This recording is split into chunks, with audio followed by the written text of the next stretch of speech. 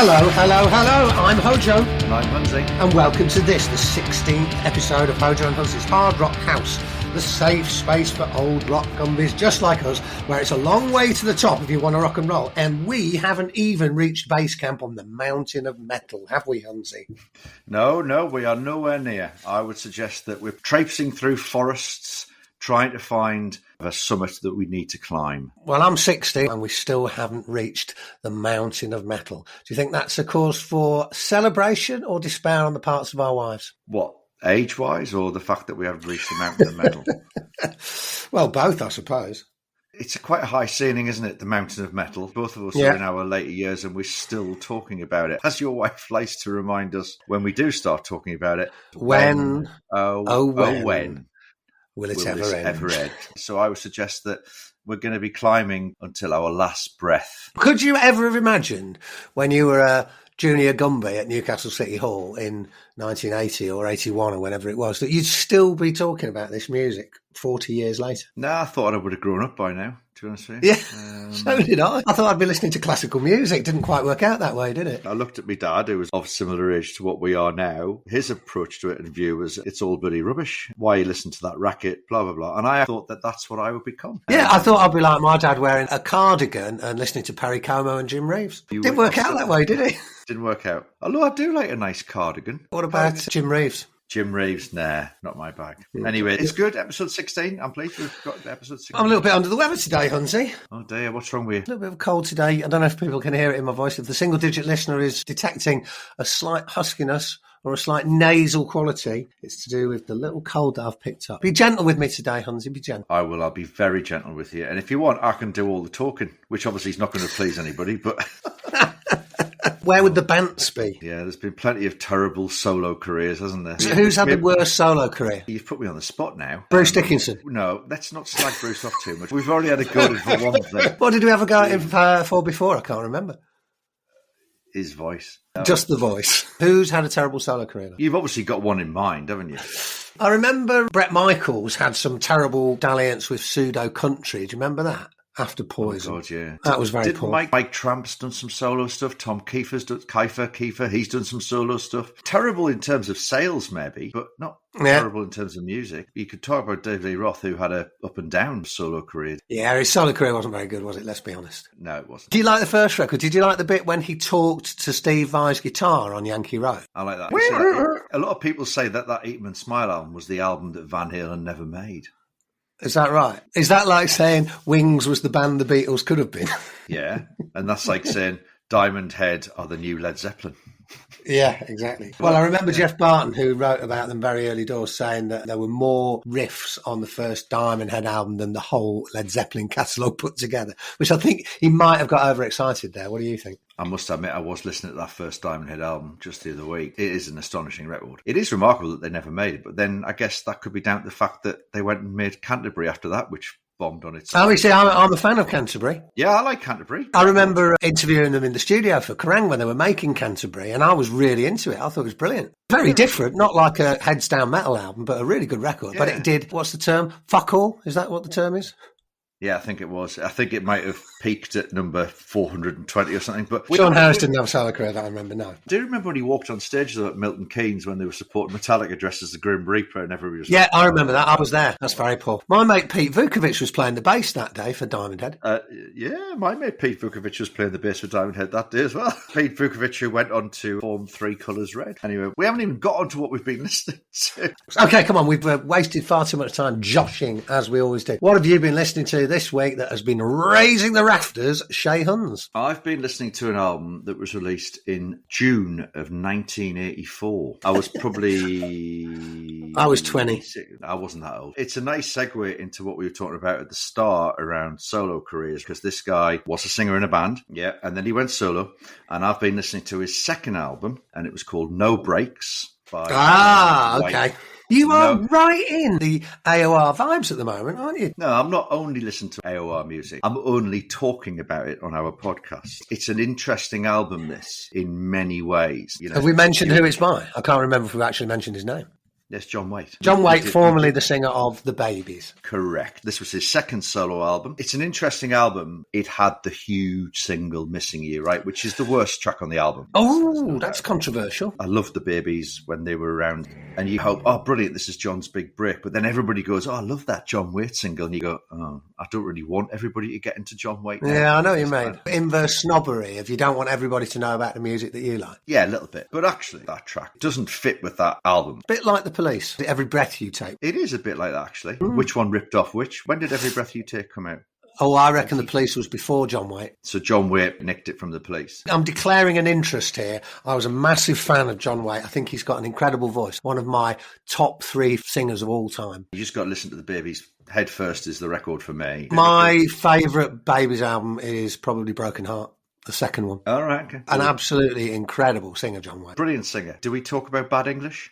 Bad English, I wasn't mad keen on it. It felt like it was a bit of a project that was designed to make money at the time when AOR music was big. And suddenly John, who used to have very short hair most of the time, turned up with a big boofy MTV hairdo alongside Neil Schon, who was in Journey, and Jonathan Cain as well. 1 or 2 good songs on there, but it felt just a little too calculated for me. I've always much preferred his own solo stuff to all that Bad English. Are you a fan of No Breaks? Yeah, very much so. I was quite pally with John at that time, actually. I still talk to John every so often. I was very excited when No Breaks came out. A package turned up for me at the Kerrang office. It was a signed copy of the album that he'd sent over from New York where he was living. And I remember it was a very cryptic message he put on it. It said, "To Howard, no time now. See you on the road, John." And I did see him on the road, actually. I ended up in America the very week that Missing You went to number 1. Wow. I went to see him in LA supporting missing persons just as Missing You got to number 1. Tell me what you love about No Breaks. The first thing I love, as someone who is from an art and design background, I love the sleeve. Do you know who took the photograph of him? David Bailey took the photograph. David Bailey, no less, yeah. It's a brilliant sleeve. And the album itself is a really good AOR rock album. It's got some really good songs on it. Saturday Night's a big opening track, very fast and lively.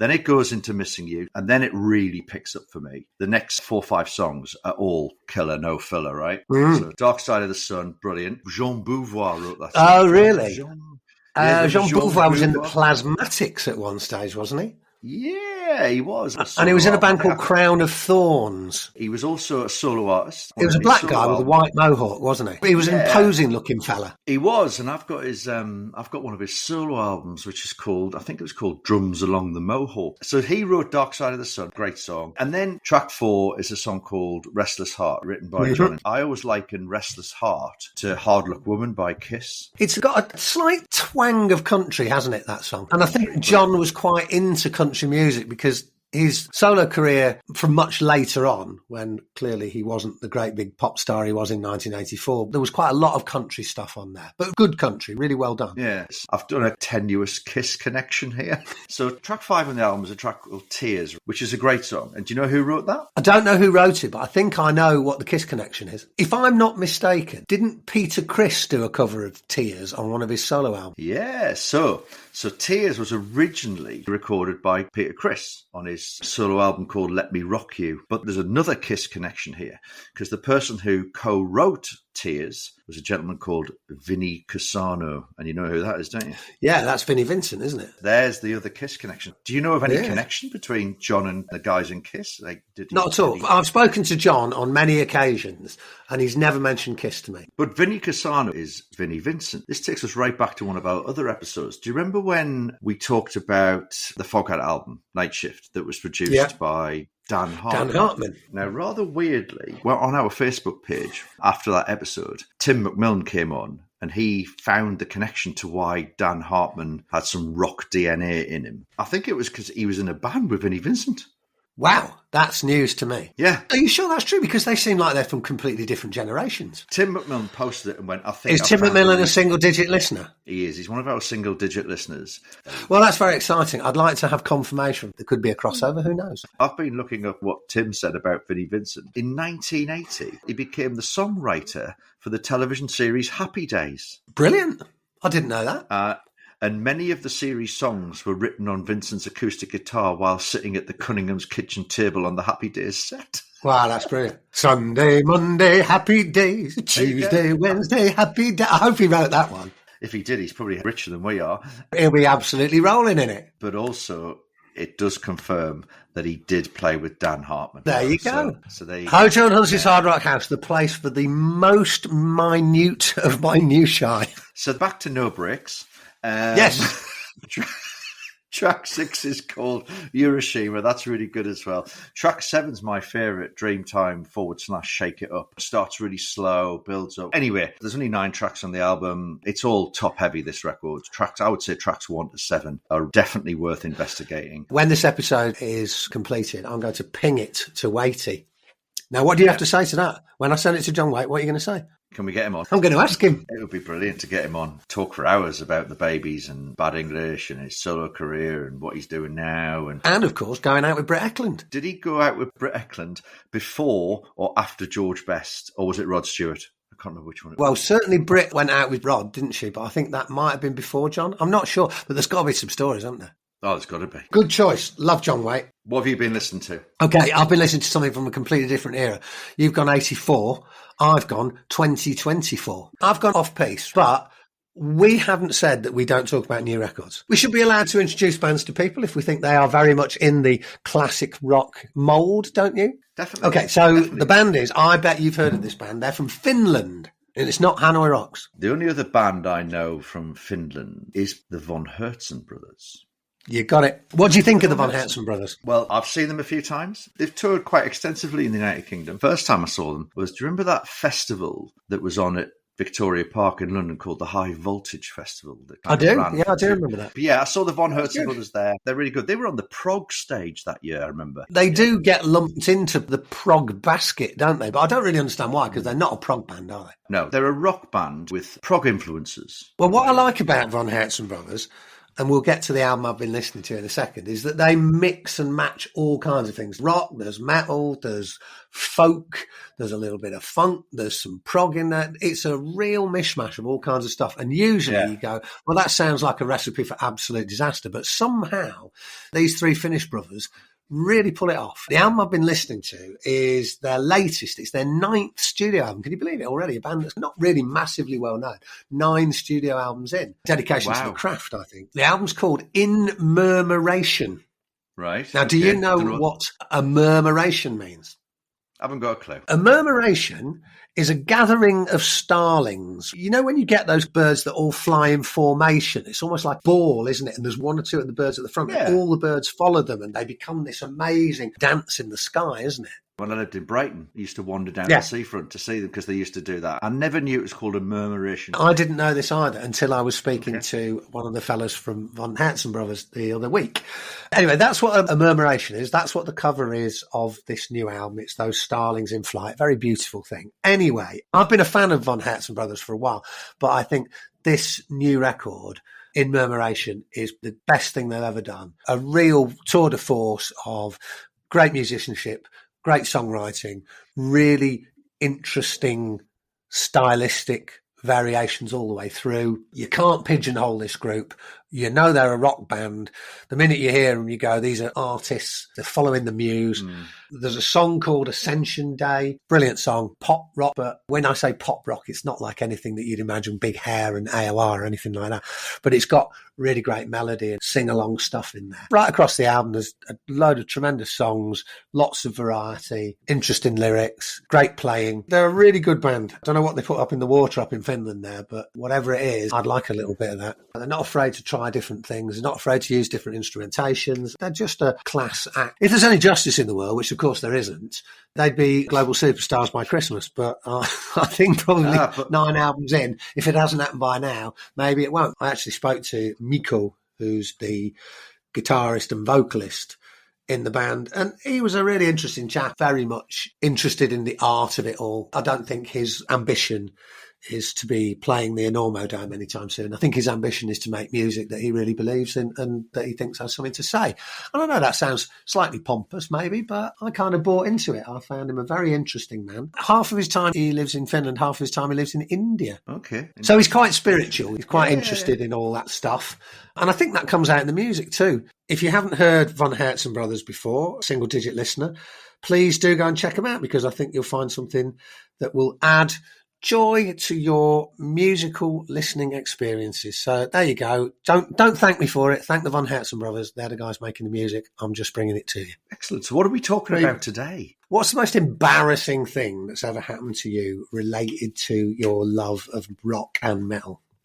Can you think of anything? Was it getting hit around the back of the head by him out of The Offspring? Was that embarrassing? That was embarrassing. Tell the story, because I think we've alluded to this on a couple of episodes, but we've never got to the full story. So do you think we should tell that story today? We'll come on to the detail that was mentioned, A, in writing in Kerrang magazine, and B, was actually mentioned on a BBC TV programme the day after as well. It was around about 2000 and maybe 2001, maybe 2002. I used to get invited to the Kerrang Awards because I knew people who knew people who knew people. And they were always a lively affair, shall we say. Do you know, by the time that was happening, I don't think I was really involved with Kerrang. I don't think I was invited. When I was there in the glory days from 1980 to 1990, the Kerrang Awards hadn't even been thought of. Had you moved on to Metal Hammer by then? Well, by 2001, I'd moved long since left Metal Hammer behind. I was working in the world of sport by then, so metal wasn't really my living then. It was just my passion. I used to go. One of the main reasons why they were so lively was alcohol. Lots of what would normally happen is the awards ceremony itself would take place in the afternoon. You'd all pile to some venue somewhere. They'd go through the awards, best album, best actor, that's usual awards stuff. You'd be on a round table with about 10 other people, wouldn't you? Eating some kind of chicken Kiev type dinner, waiting for My Dying Bride to be given the award for best new band or whatever it was. Yeah.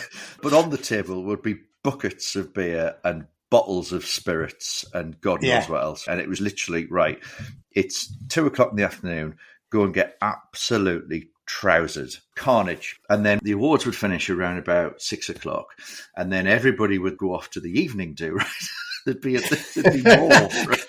Because clearly people weren't battered enough, so it had to all start all over again. So then you'd trot off to some hotel somewhere in London, right? And there'd be an evening do where there'd be a DJ, more alcohol, and then sometimes a band would play and all that sort of stuff. I remember Slipknot caused a bit of a hoo-ha that particular afternoon because they got absolutely smashed off their trolleys. And I think it was, oh my God, we've gone full reversal. I think it was the year Britt Eklund was there and she fell over and broke her ankle. What a brilliant 6 degrees of separation, if that's true. Yeah. So, I mean, the problem with the afternoon drinking is that a lot of the people there who are at the awards on the tables, who are potential recipients of aforementioned awards, are Americans. Now, no disrespect to our American listener, but I just don't think the American bands were used to drinking heavily during the day. No, I think the drinking culture is entirely different, and frankly, kindergarten. Yeah.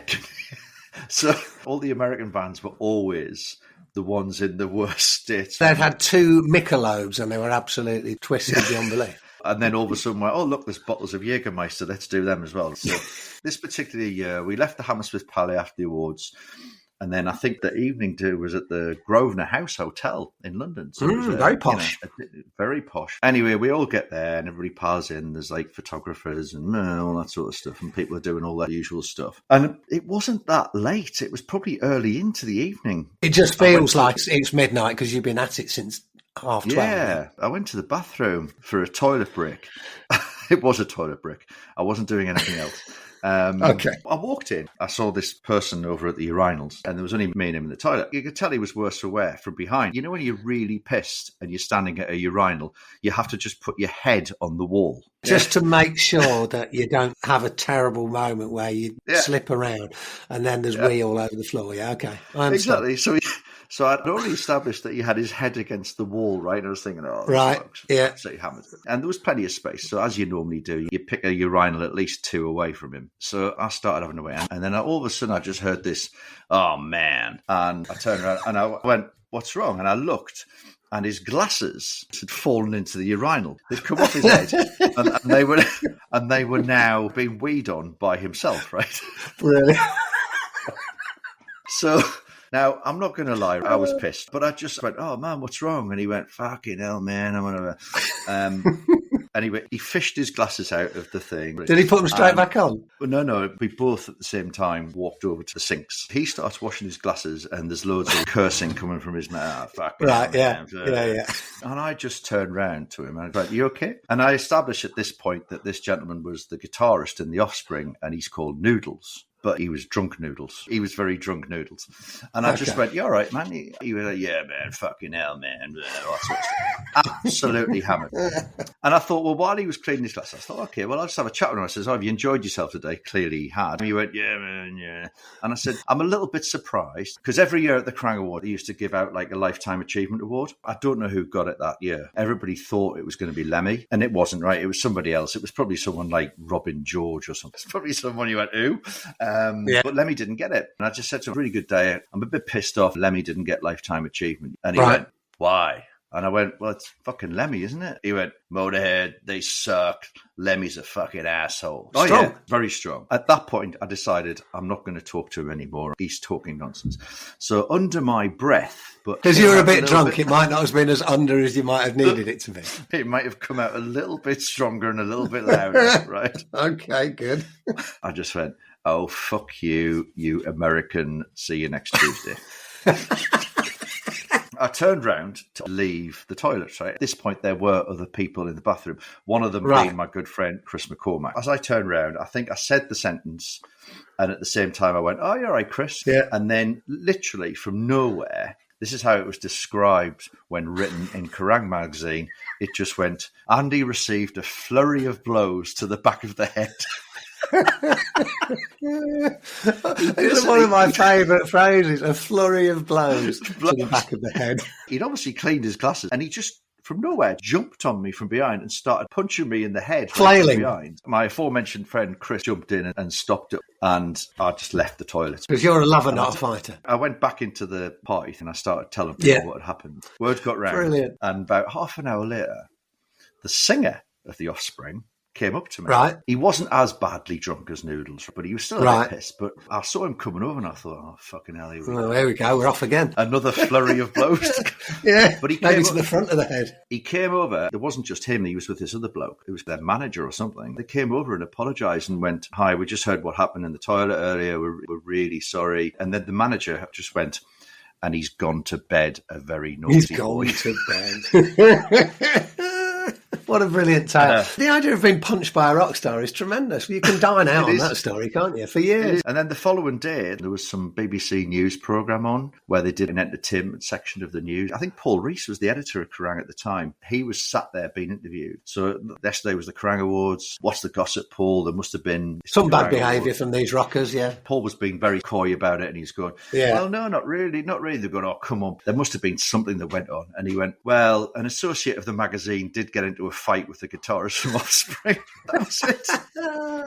And you're an associate of the magazine. That's very good. I know. I don't think we've got time for yours. No, we're going to save mine till next time. But if I just tell you, it regards the Southern Rockers Blackfoot and a letter that was sent to me that was intercepted by my mother. Anyway, I lived to tell the tale in the way that we reached out and created a more harmonised world with Michael Coons. I doubt he remembers anything about it, but wouldn't it be fun if he came on? And we can be the peacemakers again. Blessed are the peacemakers. Be a beautiful moment. I think there might be a tear in my eye. Okay, right, it's about time for us to pack up because we've waffled on and on and on. Before we go, though, we need to tell people, if they want to get in touch, what do they do? Well, they can contact us via Instagram, which is Hojo_and_Hunsy. Right? It's always good, that one. They can send us a message on Twitter, which is just Hojo and Hunsy. They can go to our Facebook page, which is Hojo and Hunsey's Hard Rock House. Or they can send us an email to hojoandhunsy@gmail.com. And as I always say every week, if our single-digit listeners can tell just one other person about the existence of Hojo and Hunsey's Hard Rock House, spread the word, we'll be millionaires by Easter, won't we? What year? I'm not prepared to commit on that. All right, okay. All right, my bud. Yeah. I'm going to head out. I'm going to look after my cold. It's going to get some Lemsip down me. And hopefully I'll be fighting fit for next week to tell you stories of Blackfoot writing letters. And your mum intercepting it, can't we? The shame is still there. Have a good one, mate. See you later. Bye. See you later. Bye. Bye-bye. Bye.